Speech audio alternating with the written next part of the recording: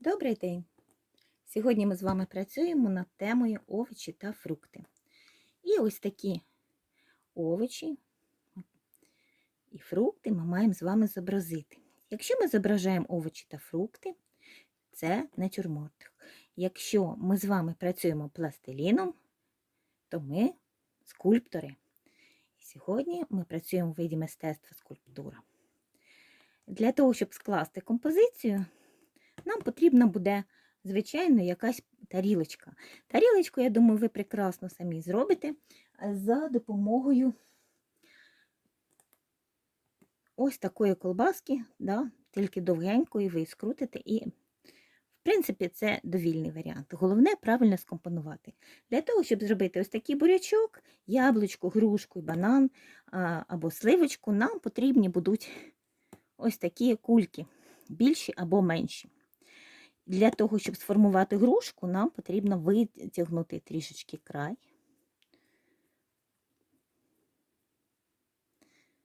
І в нас вже з'являється грушечка. Але ось тут всередину ще треба буде вставити маленький, темненький шматочок.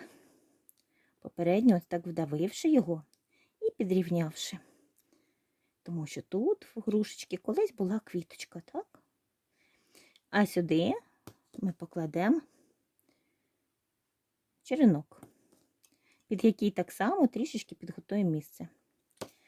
Так, для того, щоб зробити, наприклад, бурячок, ми так само працюємо способом витягування. І витягуємо тільки тоненько і довгенький такий хвостик.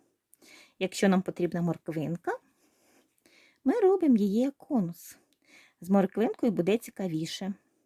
Тому що тут в неї має щось, по-перше, зробити треба листочок. Для того, щоб зробити листочок, сформуємо ось таку частинку і потім стеком зробимо прожилки, нарізочку таку. І в морквинці ми маємо показати ось такі зазубринки. Це називається вічка.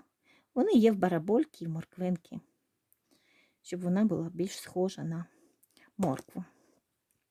Щоб сформувати яблуко, потрібно взяти, вже моркву залишимо, так само кульку, але яблука бувають різної форми. Я, наприклад, зараз зроблю трішечки видовжене яблуко. І ось тут серединка. Так.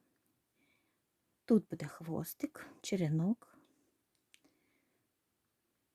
Знову таки працюємо стеком. І приєднуємо туди так само череночок і листочок. Маленький черенок і листочок попередньо вже зроблений. Так, і сливочка. Знову таки беремо заготовку, але вже меншу.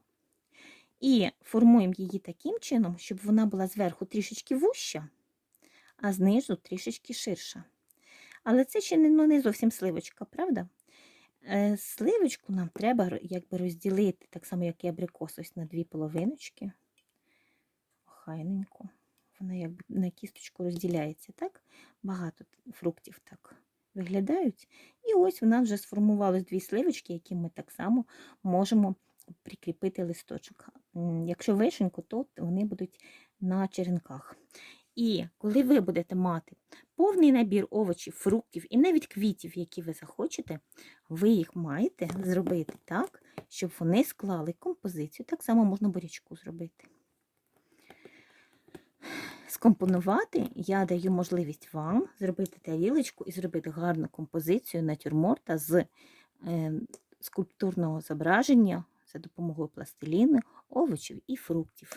Бажаю вам успіху! Під час складання композиції врахуйте, будь ласка, колір предметів, щоб вони не зливались один з одним.